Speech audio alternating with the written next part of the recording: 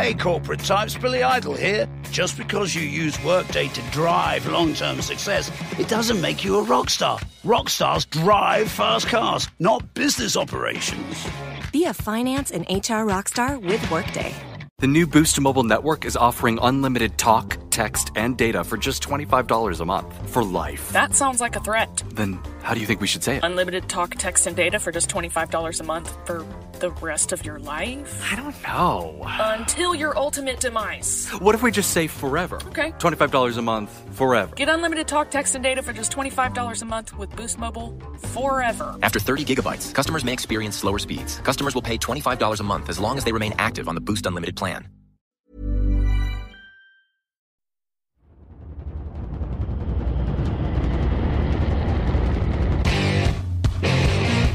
What time is it now? Time is it now? Talk to that. Talk to that. What time is it now? What time is it now? Got gun, Hulk left slot, Dixie left, T left, Mercedes, wide chip, Ricky, Fever left, 75, Katie, Omaha. Quick, go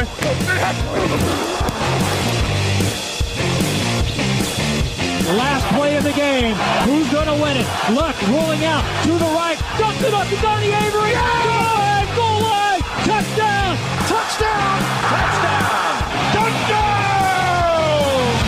Salut tout le monde, bienvenue dans l'épisode 850 du podcast Touchdown Actu. Je suis Raoul Villeroy, très heureux de vous retrouver pour une semaine de preview en NFL. C'est déjà le dernier épisode de preview de l'année. Alors, je dis le dernier, il y aura bien sûr le Super Bowl, mais c'est un petit peu particulier pour le Big Game. Cette fois-ci, c'est le dernier de semaine, on va dire, de l'année. C'est passé tellement vite. Heureusement, je suis accompagné, comme toujours, de Victor Roulier. Et ça fait plaisir. Salut Victor. Bonjour Raoul, bonjour à toutes et bonjour à tous. Et oui, il ne reste plus que 3 matchs.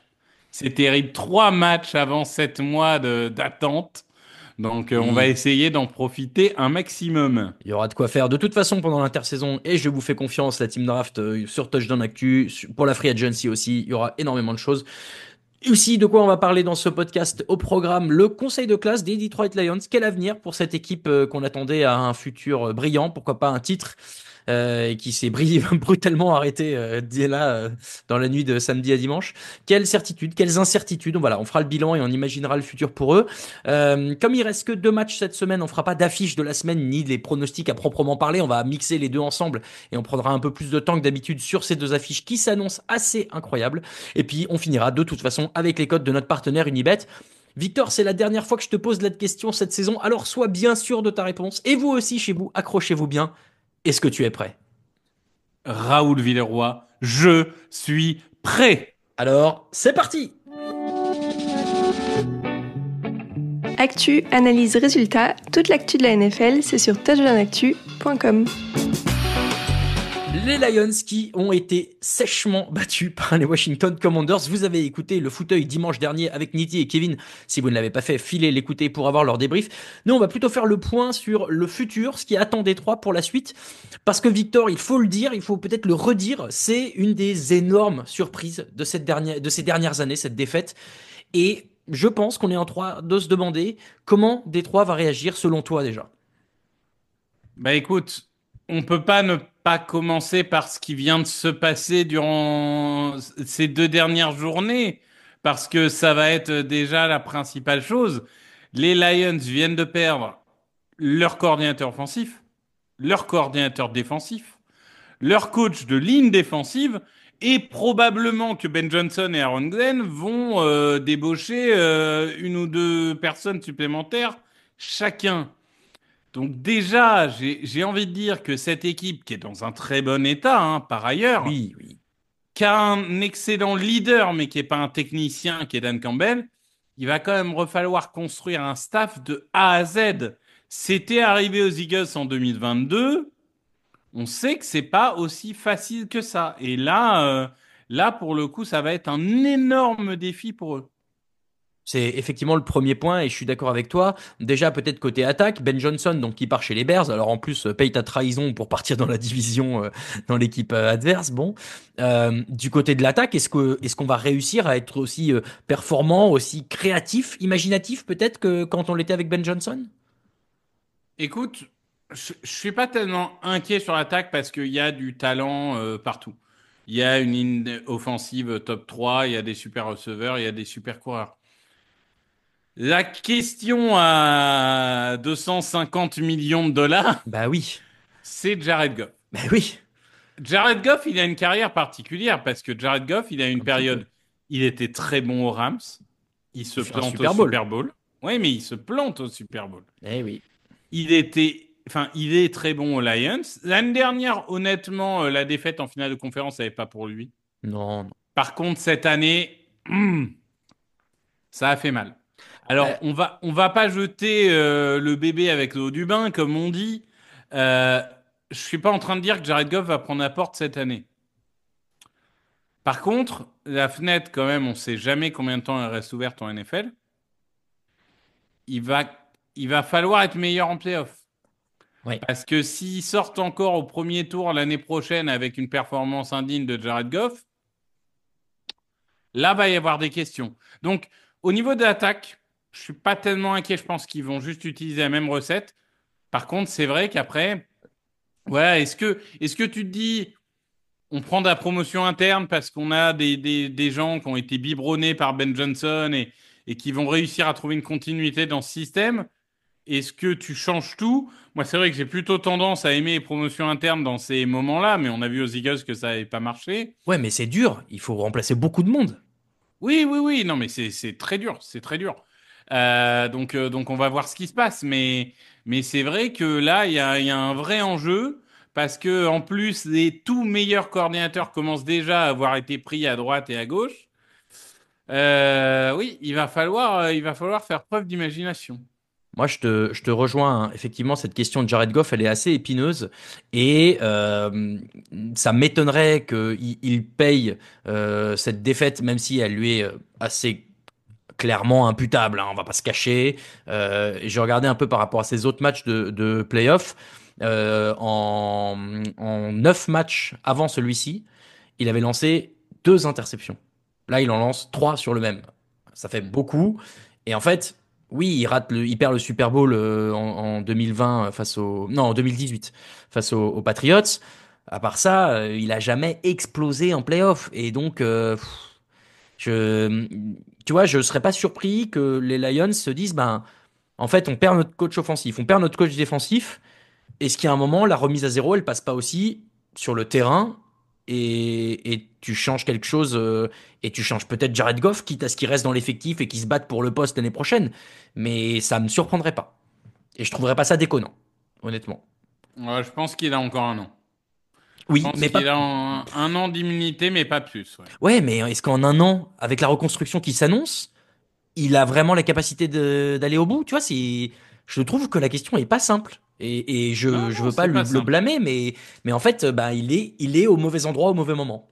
Mais en fait, ce qui est rigolo, c'est que cet exil des coordinateurs et des coachs, souvent, c'est sur d'équipes qui a gagné le Super Bowl. Oui, en Donc plus. au pire, tu te dis, enfin, ou au moins qui y allait, quoi.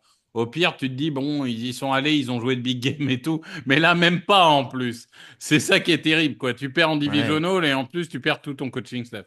Après, tu l'as dit, l'équipe est sexy, hein. En attaque aussi, ça peut donner envie à un coordinateur de venir faire le job. Mais est-ce Bien qu'il sûr. voudra de Jared Goff ou pas? Bon, écoute, on se posera la question.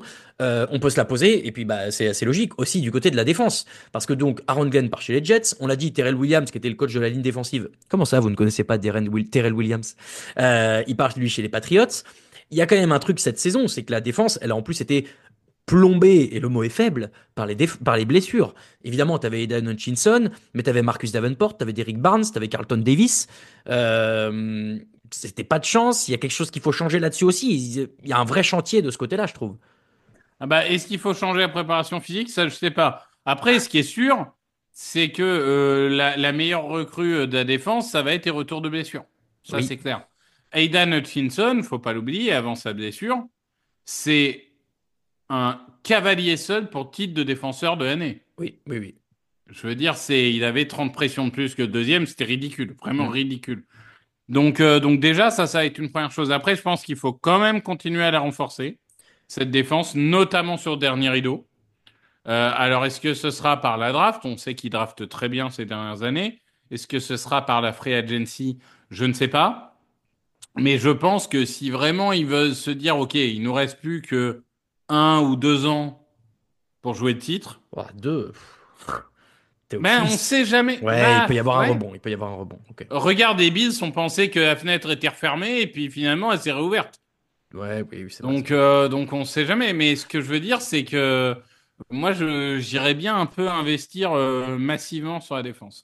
Et tu parles de draft, mais ils vont finir par drafter très haut. Là, je sais pas combien de ça finit. Ça va faire, ils finissent 28e ou non, peut-être 26e du coup. Je sais pas bien comment ça fonctionne à ce moment-là, mais ils vont drafter super haut. Est-ce qu'il y a vraiment un joueur générationnel que tu peux recruter à ce poste-là, à ce moment-là? Bah, est-ce qu'ils ont besoin? Enfin, je sais pas. Regarde Brian Branch, il est recruté en 40. Oui, Jack Campbell, il est recruté en 25. Je pense qu'ils en sont pas mécontents. oui, c'est vrai. Donc, surtout dans une draft qui est quand même ultra profonde. Non, non, je pense qu'ils Ok. peuvent après, oui, ils draftent en 28, comme tu le disais. 29, 30, 31, 32, oui, c'est ça. Et je pense que globalement, c'est une équipe qui a tout pour réussir. Faut juste que la mayonnaise prenne avec les nouveaux coordinateurs. Donc on va suivre ça de près. Il y a un autre facteur, et je suis allé enquêter pour vous, chers auditeurs et auditrices, sur la saison qui attend les Lions, parce que bon, il faut se projeter un peu sur ça aussi. Ils ont un calendrier abominable. En fait, Ils- la NFC Est et la NFC Nord ont, si j'ai bien lu, globalement les pires calendriers quasiment de l'histoire. Et du coup, Lions, Packers, Eagles, Washington, ça va être terrible. Mais alors surtout, donc ils jouent la NFC Est, effectivement. Ils jouent la FC Nord en plus, et ils vont jouer Kansas City, Tampa Bay et les Los Angeles Rams, parce qu'ils ont gagné leur division.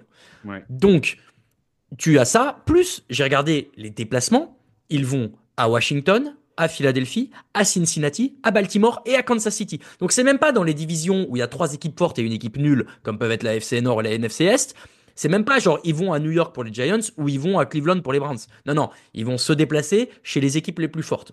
Sur le papier, à la fin de la saison 2024, je vous entends. Mais ça reste, à mon avis, un calendrier qui est super compliqué et qui très vite pour une équipe qui n'a pas encore d'automatisme avec un nouveau coach défensif, un nouveau coach offensif, ben en fait, ça va pas être simple. Et dans une division qui est de toute façon pas simple. J'ai un peu peur pour les Lions que la gueule de bois post-saison éliminée alors que tout le monde les voyait gagnants soit très compliquée. Honnêtement, s'ils font pas les playoffs, je tombe pas de ma chaise. Bah, on en reparlera, mais je pense que de toute façon, quand tu es dans une division où il y a 3 prétendants, Ah bah déjà, oui. alors parfois les 3 vont en playoff. Là, c'est ce qui est arrivé.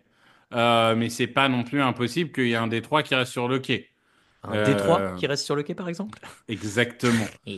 Bravo d'ailleurs à NFC Nord hein, qui nous a fait rêver toute la saison régulière pour faire 0-3 en playoff. Oui, c'est vrai que ça, c'est exceptionnel, hein. Ça, c'est quand même extraordinaire. Mais enfin bon, bref.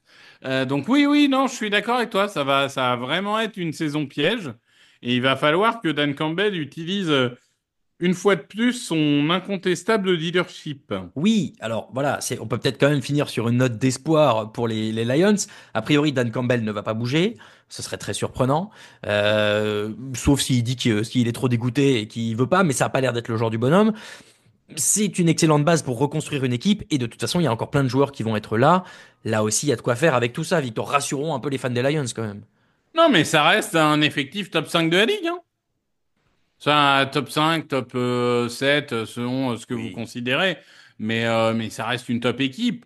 C'est juste que oui, les coordinateurs sont ultra importants. Donc, il va pas falloir se louper. Mais sur le papier, bien sûr que l'année prochaine, ça jouera autant de titres que ça jouait cette année. Donc bon, voilà. Moi, je suis pas aussi optimiste que toi, mais peut-être, tu vois, moi je vois bien un truc où ils se ratent l'année prochaine et ils capitalisent sur cet élan qu'ils ont eu cette année pour le reprendre encore plus fort l'année d'après. Donc plutôt 2026. Voilà, moi si je dois mettre une pièce, c'est 2026. Voilà pour ce petit conseil de classe, on va dire, hein, des Detroit Lions. Et du coup, on va pouvoir tout de suite passer aux affiches de la semaine. C'est parti. It's time, baby. Make it special tonight. Make tonight special. It's our night, and it's our division. It's our time to go win it. We're going to start fast and finish strong. Yes, sir. Here we go. Work on three. 1, 2, 3. Work. Et évidemment, les affiches de la semaine, il faut d'abord qu'on fasse un point sur les scores. Parce que, mesdames et messieurs, les scores des pronostics de la rédaction Touchdown Actu sont absolument dantesques. Des duels de partout.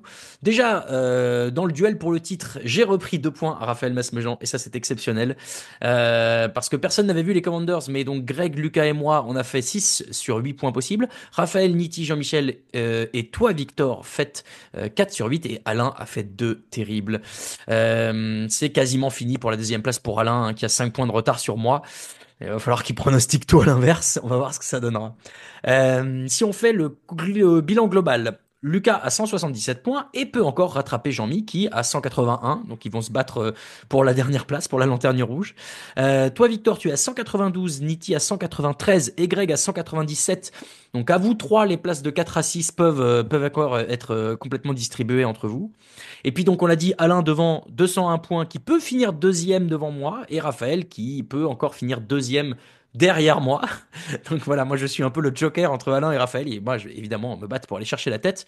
Et on va voir dans les pronostics cette semaine que ce n'est pas impossible que le Super Bowl soit le juge de paix de cette saison. Voilà pour les pronostics. Donc les matchs de la semaine. On va commencer par le premier, la finale NFC entre les Eagles et les Commanders. Ce sera dimanche à 21h. Victor, c'est un duel de division, ce qui est plutôt rare en NFL à ce stade de la compétition. Et si tu veux la stat, c'est arrivé 4 fois depuis 2002, donc l'année où les divisions se sont réorganisées avec l'arrivée des Texans. Et sur 4 de ces rencontres, il y en a 3 qui ont été remportées par l'équipe qui avait gagné la division. Donc en l'occurrence, si on suit la logique, cette année, ce serait les Eagles. Forcément, quand on se connaît autant, le match est encore plus serré sur le papier, Victor ? Oui, encore plus indécis, d'autant plus que c'est littéralement une division dans laquelle il se passe en général des choses imprévues. Oui. Et alors moi, je vous le dis en tant que fan des Eagles, Eagles Commanders, c'est particulièrement un match où c'est n'importe quoi en général, dans un sens ou dans l'autre, hein.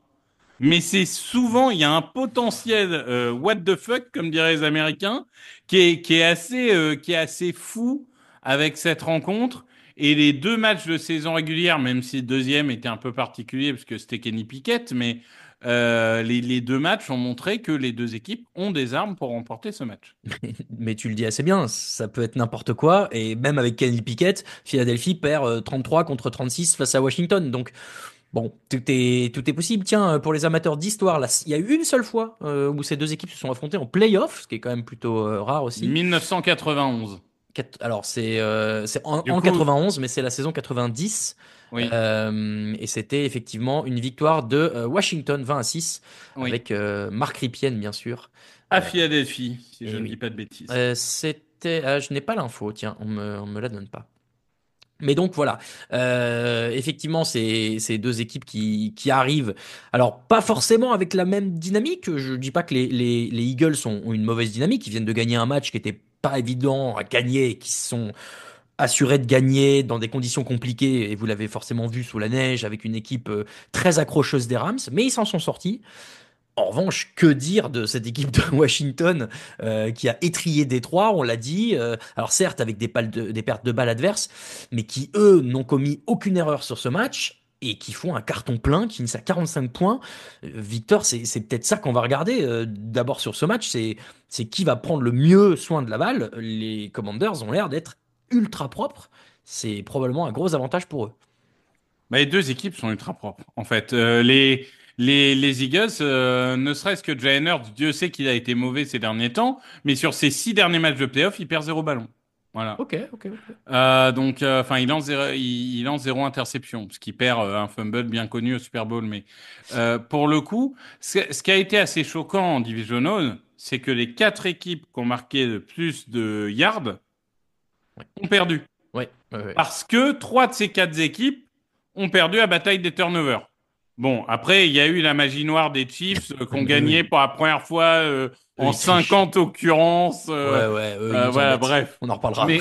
Mais mis à part ça, Je veux dire, les Rams sont perdus à cause des pertes de balles, les Lions sont perdus à cause des pertes de balles, et nos amis des Ravens sont perdus à cause des pertes de balles. Donc évidemment, ça sera la clé, parce qu'on est sur deux équipes qui ne perdent pas le ballon. Les Eagles, j'ai envie de dire, c'est un petit peu plus logique, puisqu'on a très bien compris que ça fait un moment que c'est défense, jeu de course, et prendre le moins de risques possible. Ce que je trouve formidable avec Washington, c'est que des risques, Jayden Daniels, il en prend plein. Ah bah ça, mais pas que lui, Dan Quinn aussi, hein. Oui, mais et pourtant ça marche.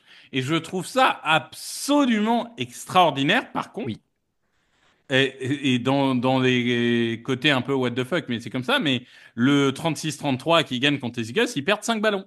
Voilà, tu vois. Donc J'avais oublié ça. Donc vraiment, mais je suis d'accord avec toi. C'est deux équipes qui de base ne perdent pas le ballon. Et oui, c'est impensif de dire l'équipe qui perdra le plus de ballons a plus de chances de perdre le match. Mais honnêtement, je pense que vraiment dans ce match, c'est plus vrai que jamais. Ce qui est intéressant, c'est qu'il y a des dynamiques de jeu qui sont assez différentes. Et tu as mentionné effectivement le jeu des Eagles qui est de défendre à tout prix et de faire courir Saquon Barkley, ce qui leur a réussi toute la saison. En face, c'est vraiment cet esprit de on va aller à fond, à fond, à fond, et on ralentira une fois qu'on aura gagné. Et encore, peut-être. Et ça se traduit par effectivement des statistiques hallucinantes pour Jayden Daniels, qui est en train d'écraser tous les livres des records pour un rookie quarterback. Alors, des records dont on se souviendra peut-être pas s'il perd ce match-là, mais bon, encore que. Parce que pour info, il a déjà battu le record de passes complétées en playoff pour un rookie, et là, il peut battre, alors qu'il a encore potentiellement 2 matchs, le record de yards lancés et de touchdowns lancés, qui appartient aujourd'hui à Russell Wilson. Donc, il est en train de marquer l'histoire de ses playoffs.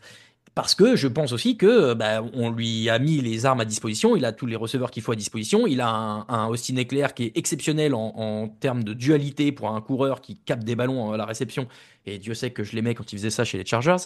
Et aujourd'hui, Dan Quinn, il a pas peur de jouer des quatrièmes à chaque fois, et ça marche. Et cette équipe des Wack Commanders, c'est là où je trouve qu'elle est extrêmement impressionnante, voire flippante pour ses adversaires, c'est que limite ils vont jouer toutes les actions, tout le temps, à fond. Et quand bien même t'es la défense des Eagles, tu vas pas pouvoir tenir 60 minutes comme ça, quoi. Ils ont une intensité qui est incroyable. Et je pense qu'une des clés, justement, des Eagles, ça sera de courir le plus possible, ce qu'ils font déjà en temps normal, de toute façon. pour justement ne pas avoir l'attaque de Washington sur le terrain. Oui. Et en plus, Jayden Daniels, c'est vrai que, pour le coup, tu dis, il défie toute logique. Vraiment, il bat tous les records. Et là, il est face à une malédiction ou un mur, vous l'appellerez comme vous voulez. Mais les quarterbacks rookies en finale de conférence, c'est 0 sur 5. Oui.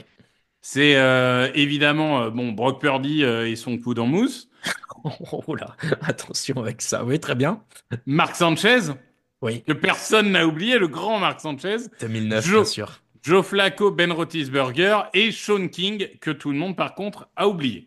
Ouais, et comme quoi, faire un finale de conférence tant que rookie, ça veut pas dire que vous aurez une grande carrière. Non, mais c'est un peu ce que je te disais, c'est que tu vois, c'est très bien cette saison là, elle est exceptionnelle, la saison de Jayden Daniels, mais jusqu'à où, quoi?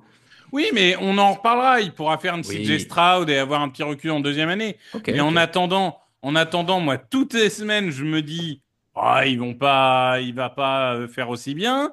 Là, franchement, dans la preview de la semaine dernière, je dis aux fans de Washington, mais profitez, vous allez perdre, mais c'est pas grave, vous êtes en divisional, faut profiter, machin et tout. Les mecs, ils mettent 45 points aux Lions. Là, faut plus profiter, là, faut y aller, hein. Ah là, de toute façon, t'es en finale de conférence, donc là, il y a plus de question de profiter, là. Non. Là, il faut essayer de gagner, hein. Y a pas de doute. Donc pour le coup, non, c'est une équipe qui, honnêtement, forcément, vous vous doutez bien que je vais pas être pour eux dimanche, mais je pense, et à raison, que 90% des supporters neutres ont envie de voir cette belle histoire continuer. Je te le confirme. Alors moi, je suis pas neutre. C'est évident. J'aime pas les Eagles, mais bon. Non, mais c'est comme de la même manière, les gens vont se dire, les Bills, ils ont jamais eu de bague, etc., machin et tout. Ouais. Et enfin, c'est normal, tu vois, ça fait partie du truc. Mais je trouve que vraiment, Washington, je l'ai dit, je crois, la semaine dernière, mais je redis, il y a 2 ans, ils avaient pas de propriétaire, pas de star, pas de direction, rien. Là, maintenant, c'est c'est enthousiasmant. Tout le monde a envie de regarder les Commanders jouer. Est-ce que c'est pas la plus belle des victoires quand même? Je veux dire, c'est une équipe. Et on parle de Jayden Daniels, a raison, hein. Mais au Oui. niveau des courses, Brian Robinson, Austin Eckler, c'est très bien. Au niveau des receveurs, Diami Brown commence à devenir enfin le numéro 2 qu'on attendait à côté de McLaurin. En défense, il y a des trous. Il y a des trous. Oui. Mais bon, mine Mais de pas rien, grave, l'attaque met plein de points. les Jeremy Chin, les Frankie Louvu, les Bobby Wagner, etc., ça fait le boulot. Ça fait quand même.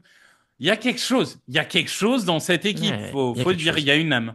Je suis d'accord, et une âme qu'on avait pu retrouver depuis l'époque Robert Griffin. Et tu vois, je voyais la stat passer. C'est la 4e fois seulement de l'histoire qu'une équipe qui a drafté en numéro 2 ou plus, donc 2 ou 1, l'année où ils y vont, arrive en finale de conférence. La dernière fois, c'était Nick Bosa, c'était les 49ers en 2019. Et ensuite, et avant, il y avait eu les Saints avec Reggie Bush en 2006. Donc en fait, là aussi, tu parles de retournement de situation d'une équipe. Ça se traduit aussi comme ça, quoi. T'as drafté super haut la saison d'avant, enfin l'été d'avant, et te voilà en finale de conférence. Honnêtement, tu as raison, hein, cette transformation, elle est exceptionnelle. Elle est encore plus exceptionnelle que celle qu'a fait Demeco Ryans du côté des Texans. Et pourtant, Dieu sait qu'elle est impressionnante celle-ci aussi. Donc bon, on verra jusqu'où ça ira. Mais oui, je te confirme que je serai pas dans le camp des Eagles sur ce Non, match-là. mais ce qui est compréhensible, honnêtement, moi, ça me choque pas, hein. Mais en fait, mais maintenant, voilà, il y a quand même un truc qu'il faut dire et redire et qu'on a dit la semaine dernière pour les Lions. Les Commanders ne sont pas les favoris de ce match-là officiellement. Tout est possible, mais je pense quand même que les Eagles doivent gagner parce que plus complet, plus expérimenté, c'est tout. C'est juste plus complet, plus expérimenté et plus adapté peut-être à ce format de match aussi avec cette défense et ce jeu de course incroyable. Mais bon, écoutez, on verra ce que ça va donner. Je vous donne les pronos de la rédaction quand même, et puis je te laisserai donner le tien, Victor. Puis sachez que Alain, Grégory, Lucas, Niti, Jean-Michel prennent les Eagles, et que donc Raphaël, et je vous dis moi aussi, prenons les Commanders. Victor, je me doute un peu, et vous vous doutez un peu, puisque Victor est superstitieux sur ses playoffs. Qu'est-ce que tu vas choisir? Eh ben évidemment, je vais choisir les Commanders. Ah, la belle histoire. Ah bah non, mais moi je continue, hein. Pour l'instant, ça marche. Alors, C'est vrai. je vais pas arrêter quelque chose qui marche. Après, je veux juste pour conclure, je pense que tu as raison sur le fait, et bon, on verra évidemment l'état de forme de Jalen Hurts, qui peut conditionner aussi ce match. Mais tu as raison que sur les faits, c'est d'ailleurs pour ça qu'à Vegas, par exemple, les Eagles sont favoris de 6 points, je crois. Ils ont la meilleure ligne offensive, ils ont la meilleure ligne défensive, ils ont le jeu de course, ils ont la défense. Voilà, on enfonce toutes les portes ouvertes. Une fois qu'on a dit ça, ils doivent gagner sur le papier. Il n'y a pas l'étincelle. Bah ouais, mais il n'y a pas eu d'étincelle contre les Packers, il n'y a pas eu d'étincelle contre les Rams. C'est vrai. Et Ça ils les suffit. ont quand même gagnés. Donc c'est vrai que eux, j'ai envie de dire, faut être plus préventif que jamais. Après, c'est sûr que le Hurts passeur en ce moment, c'est compliqué. Encore que je trouve que il y a eu beaucoup de drops. Et s'il n'y a pas les drops, il a une très bonne performance à la Oui. passe Et contre les Rams. puis il a un peu mal au pied, j'ai l'impression, hein. Ouais, mais non, mais ça, je suis d'accord. On verra son état physique. Mais je trouve qu'en fait, il a été meilleur que ce que les gens disent en jeu de passe. Par Oui. contre, il prend trop de sacs. Il Bah prend oui. trop de sacs. Oui. Et ça, il doit pas faire ça. Ça, c'est clairement le gros. Et je pense que ça va être vraiment, s'il y a un facteur X, pour moi, c'est les Commanders qui n'ont pourtant pas un pass rush extraordinaire. C'est les Commanders arrivent à mettre la pression et à multiplier les sacs parce qu'on l'a vu, Jalen Hurts prend trop de sacs. Et c'est le talon d'Achille de cette équipe qui, par ailleurs, est très complète et gagne malgré ça. Mais jusqu'à quand tu peux gagner malgré ça? C'est un peu toute la clé du truc. Donc, il va falloir voir, mais ça va être une vraie clé du match. Donc les Commanders pour nous deux, nous verrons lundi matin qui avait, enfin même dimanche en fin de soirée, hein, qui avait raison. Et tiens, pour finir une dernière stat pour vous, c'est la première fois de l'histoire que les Eagles vont recevoir pour le wildcard, pour le divisional et pour la finale de conférence, puisque ils ont réussi à chaque fois à se hisser au tour d'après. Après, tu me diras, avant les équipes deuxièmes n'avaient pas de tour de wildcard. C'est ça, j'allais dire, voilà, c'est ça aussi la clé. C'est que les têtes de série numéro 2... et maintenant, il faut se bouger un peu. Wildcard. Allez, voilà pour notre preview de la finale NFC. Passons à l'autre match. Le plus attendu peut-être? Je ne sais pas, j'arrive pas trop à me décider, les deux sont exceptionnels. Mais cette finale de conférence américaine entre les Buffalo Bills et les Kansas City, ça se jouera à l'Arrowhead Stadium de Kansas City. Ce sera dans la nuit de dimanche à lundi à minuit et demi. Encore une fois, un horaire super bolesque pour une affiche qui l'est tout autant. Et ce sera sur W9, encore une fois, avec Alain Maté et Raphaël Masméjean. Donc vous pourrez profiter de ça en clair et gratuitement sur vos télévisions. Toute télévision confondue, j'allais dire cathodique, mais vous n'avez plus d'écran cathodique. Victor, est-ce que, tu vois, tout à l'heure, on a commencé en disant c'est une affiche super serrée, ils se connaissent par cœur et tout machin. Est-ce que celle-ci, elle n'est pas encore plus serrée sur le papier? Sur le papier, oui. C'est un truc de fou, hein. Par contre, moi, je vais mettre tout de suite les pieds dans le plat. Allez. Tout le monde rabâche. Ouais, sur les 10 derniers matchs, il y a 5-5 entre les Chiefs et les Bills, machin, etc. Oui, d'accord. Sauf que depuis 2021, il y a 3-0 pour les Chiefs contre les Bills en playoff. Ouais. Et pour moi, c'est ça la montagne qu'il va falloir gravir au niveau des Bills. C'est vraiment parce que psychologiquement, à mon avis, les Chiefs vont partir avec une longueur d'avance. En plus, vraiment, enfin, je redis, je suis désolé, mais les Chiefs dans ce mode invincible, j'ai retrouvé la stat là, de Ben Solak. Si vous gagnez plus de 100 yards de plus que l'adversaire et que vous faites 0 turnover en playoff, dans l'histoire de la NFL, 49 matchs, 49 victoires. La première équipe à perdre, c'est les Texans. Vraiment, ces Chiefs, ils sont insubmersibles. Bah, ils ont l'air, hein. C'est vraiment... Moi je le dis, je suis prêt psychologiquement, même si les Eagles gagnent, à me dire qu'ils vont perdre contre les Chiefs au Super Bowl parce que ce triplé me paraît inéluctable. Vraiment, mais cette équipe, elle est terrifiante parce que sur le papier, je dirais même qu'elle est moins bonne que les Lions. Oui, oui. Mais honnêtement, quel contrôle... Enfin, ils sont assez incroyables. Alors déjà, on va parler des codes tout à l'heure sur lesquels on s'est un petit peu loupé la semaine dernière. En revanche, il y a un truc qu'on a annoncé et sur lequel on s'est pas loupé, c'est les 100 yards de Travis Kelce. Alors ça, il a fini à 117, excusez-nous, mais lui aussi, quand tu parles d'insubmersible, en termes tout à l'heure, je vous ai donné les stats pour un quarterback rookie et les records que Jayden Daniels bat. Travis Kelce, on est au-delà de ça. C'est que en fait, il bat tous les records de réception, alors que c'est un tight end, je rappelle. Et là-dessus, il est en train de rattraper Jerry Rice en termes de touchdown réceptionné, puisqu'il est à 20 et Jerry Rice en a 22. Et il est plus très loin en termes de yards, quoi. Il a 200 yards. Donc en fait, il peut tout à fait battre ces records-là aussi, alors qu'on parle du plus grand receveur de l'histoire de la NFL. Lui aussi, il a cette espèce d'aura de truc qui... Et tu disais tout à l'heure, les Chiefs, ils partent avec une longueur d'avance parce qu'ils les ont battus sur les 3 derniers matchs en playoff. Mais je pense que même sans ça, ils partent avec une longueur d'avance parce que c'est les Chiefs de Patrick Mahomes, coachés par Andy Reid avec Travis Kelce, avec cette défense de Steve Pagnuolo. En fait, il y a tout qui va dans leur sens et même quand ça va pas dans leur sens, ils gagnent. Et cette année, les matchs qu'ils perdent, alors il y en a un qui perd parce qu'ils ont choisi de le perdre et l'autre, on ne sait pas. Mais je suis d'accord avec toi, cette équipe n'a plus perdu depuis 8 matchs de playoff. Je ne vois pas comment ils ne vont pas gagner les 2 prochains. Parce que même si tu fais perdre des ballons, même si tu mets Patrick Mahomes sous pression, même si tu arrêtes l'attaque, même si tu arrives à leur passer des points, même si tu arrives à leur passer des yards, il y a toujours un truc qui fait que ils sont devant toi à la fin. Et en fait, le foot, c'est facile, hein, il faut mettre plus de points. Bon, bah, c'est ce que fait Kansas City. Je suis désolé, j'ai l'impression que quand on parle de cette équipe, on n'est pas factuel, tu sais, on est juste sur du ressenti, des trucs, des machins. Mais il y a du mystique. On peut vous donner toutes les stats qu'on veut. De toute façon, elles vont pas dans ce sens-là. C'est ridicule. Mais c'est comme les Patriots de l'époque. Et d'ailleurs, le seul match qu'ils perdent vraiment en saison régulière, c'est face aux Bills, hein, d'ailleurs. Oui, c'est vrai. Et ça, c'est rigolo. Mais je veux dire, factuellement, ils n'ont pas une bonne attaque. Je veux dire, même contre les Texans, Mahomes, il fait 177 yards, ils font 50 yards à la course. C'est pas extraordinaire. Factuellement, l'attaque, elle tourne en effet sur un Travis Kelce qui paraît ultra lent, mais ça marche. Hein, ouais, c'est fou. Parce que quand il court, il y a la charrette. Hein. Ah ouais, mais par contre, pour l'arrêter, bon courage. Hein. Oui, non, mais c'est ça. Mais du coup, il nous fait 117 yards. Et puis, bon, bah, on va pas vous le faire découvrir. Ça fait 2 ans que c'est le cas. Kansas City gagne par la défense. Enfin, même avant. Hein. Tu me diras, avant, non, il remonte beaucoup de points. Ouais. Non, ça fait vraiment 2 ans, là. Je trouve que la défense est vraiment... Et là, quand même, sur ce match, 8 sacs 3 pour George Karlaftis et après, tout le monde a participé. Mais Mais vraiment, cette équipe, je trouve que défensivement, c'est de mieux en mieux. Et pourtant. Il y a une sorte de plénitude. Et c'est là où ça va être ultra intéressant.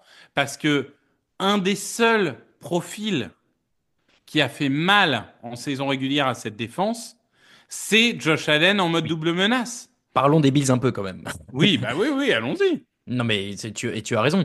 Quand il joue contre eux cette saison, Josh Allen, il fait 262 yards à la course, 55 à la passe. Non, c'est l'inverse. 262 yards à la passe, 55 à la course. Et notamment une course de 26 yards avec un touchdown sur quatrième tentative à la fin du match. Donc oui, est-ce que il est la kryptonite qui permet de battre cette armada offensive, ce Thanos de la NFL inévitable, si vous voulez, que sont les Bills, les Chiefs? Ben peut-être. Est-ce qu'il serait l'élu? On va pas mentir, c'est un storytelling qui nous plairait, Victor.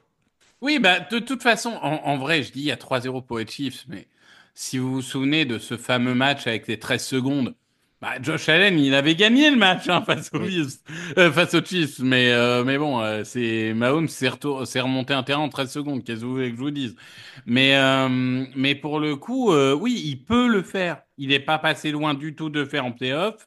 Il l'a fait plusieurs fois en saison régulière, et je trouve que il a un côté vraiment. Bah, en fait, il a le physique qu'avait Ben Roethlisberger de début de carrière. Sauf que Ben Ouais. Roethlisberger, bah, à l'époque, on courait moins et il le faisait. Hein, il allait à l'épaule contre les linebackers. Hein. Oui, Oh, il le faisait si, pas si. beaucoup. Il le faisait pas beaucoup, mais en même temps, la période n'était pas Il très n'était pas encouragé à le quarterback faire. coureur. Oui, oui. Voilà. Au contraire, on lui gueulait dessus en disant ah, tu vas te blesser en allant sur les linebackers. Bon, C'est bref. vrai. Mais pour le coup, je trouve que Allen, cette année, même s'il aura certainement pas le MVP, euh, je trouve qu'il a atteint une sorte de plénitude, une sorte de maturité. Et c'est peut-être ce supplément d'âme qui manquait. Après, moi, au niveau des Bills, et je répète un peu ce que j'ai dit la semaine dernière, mais ce que j'adore dans leur attaque, c'est que plus que jamais, tu as 10 cibles. Le danger, il vient de partout. Il peut venir de Kincaid, de Knox, de Shakir, de Cooper, de qui tu veux. Vraiment, ça peut venir de n'importe qui. Et je la trouve imprévisible, cette attaque. Donc vraiment, cette attaque face à la défense des Chiefs, honnêtement, je pense que ça va être un affrontement assez extraordinaire. Et d'ailleurs, c'est assez rigolo de se dire que c'est un peu force contre force, faiblesse contre Oui, faiblesse, ce oui, oui, match. c'est exactement ça. Et en fait, déjà, effectivement, je pense que c'est la meilleure opposition possible en tout cas, c'est l'adversaire le plus en capacité de battre les Chiefs. Et puis, ils sortent quand même d'un match qui gagne difficilement, mais qui gagne face aux Ravens, pareil, où on les donnait pas favoris non plus. Il y a peut-être un moment les étoiles qui s'alignent et tout qui marche bien pour eux. C'est voilà, c'est là où je trouve que ce match est encore plus indécis que le précédent et pour autant il est tout aussi excitant à l'avance pour les non fans des deux équipes. Encore que même pour les fans des deux équipes, il doit être sympa, mais il sera moins, on va dire, compliqué à suivre. Et c'est que bah il y a un monde où vraiment ça se joue à la dernière seconde parce que bah ils se tirent tous les deux la bourre et ça se joue sur une action décisive que les deux sont capables de faire. Et donc dans ce sens-là, bah hyper dur de le pronostiquer parce que même si les Chiefs sont invincibles, peut-être que la seule équipe qui peut le faire aujourd'hui, c'est les Bills. Voilà. Avec ça, vous êtes bien avancé. Mais oui, voilà, c'est un peu comme ça qu'on le voit. La rédaction de Touchdown Actu s'est prononcée. Bah, c'est assez partagé. Puisque on a Alain, Grégory, Raphaël, Niti et Jean-Michel qui prennent les Bills. Et puis, moi j'ai pris les Chiefs. Lucas a pris les Chiefs. Et Victor, je te laisse annoncer ton pronostic.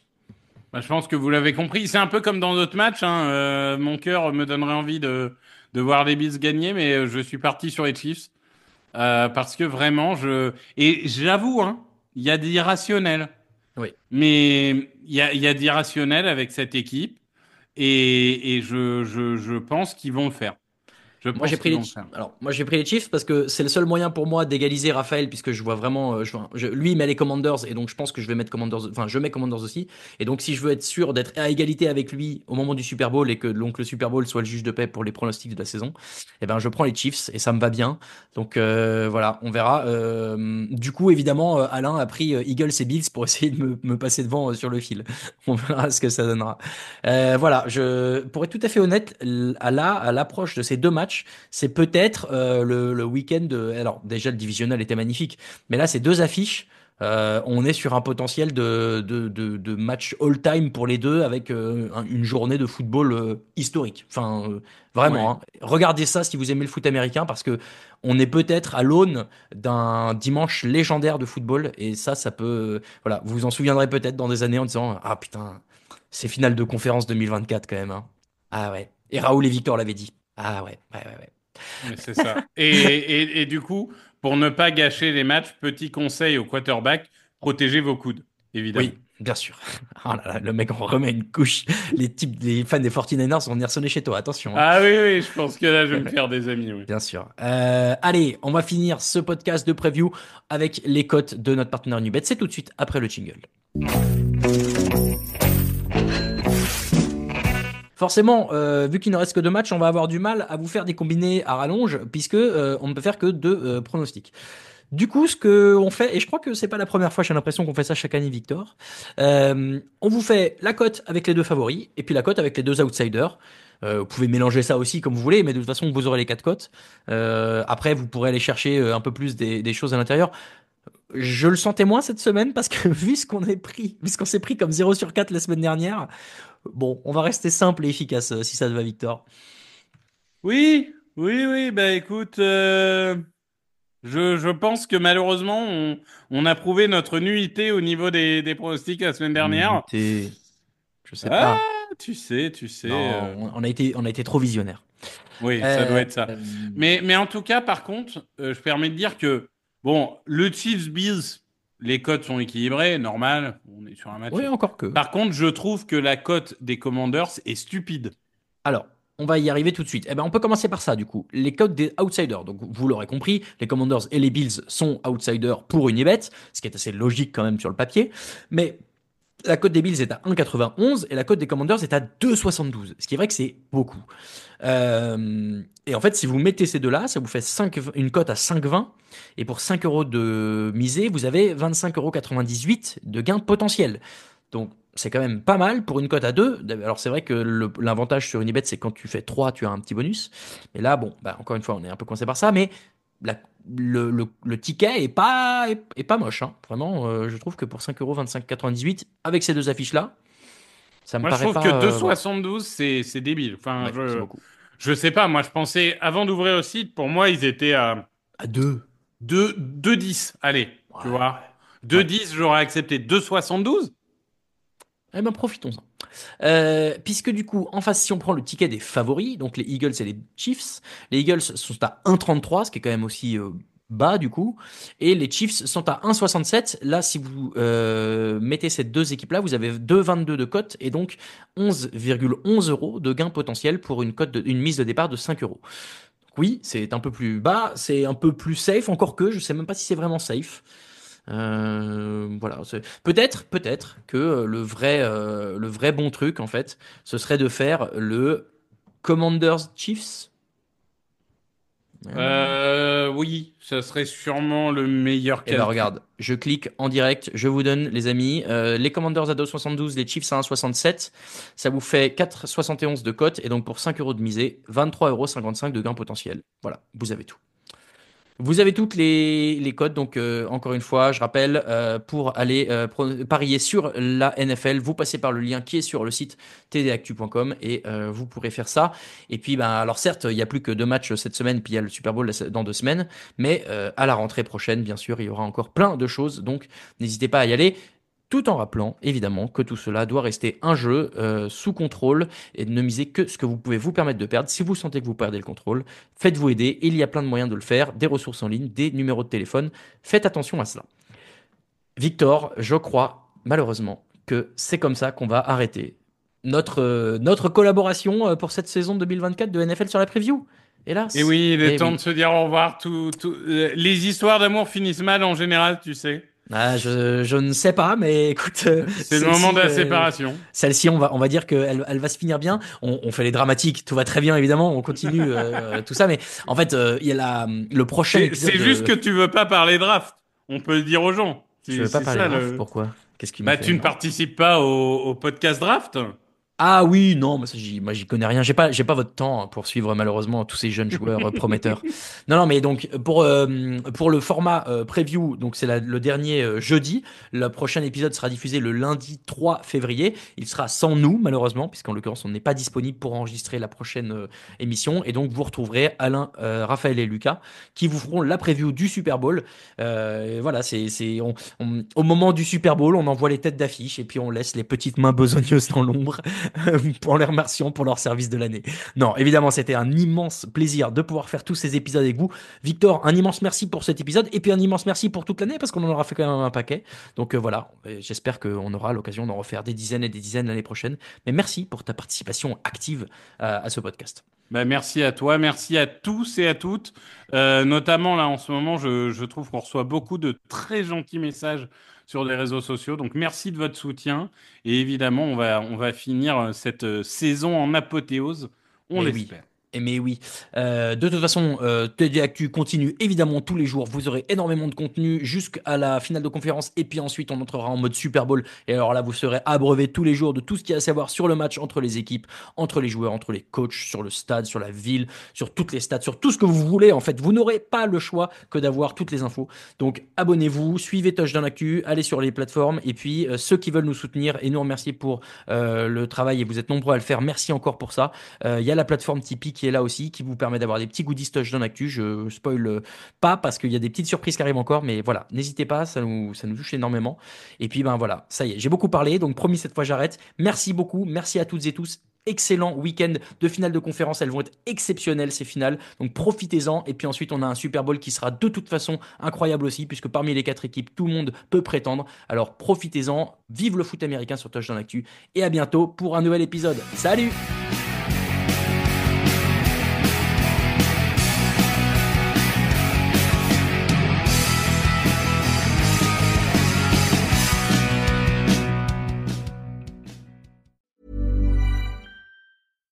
Hey corporate types, Billy Idol here. Just because you use Workday to drive long-term success, it doesn't make you a rock star. Rock stars drive fast cars, not business operations.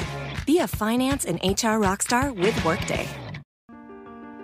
To everyone else, this is a desk. But to you, it's a launch pad. Your starting block. This ain't a desk. This is opportunity.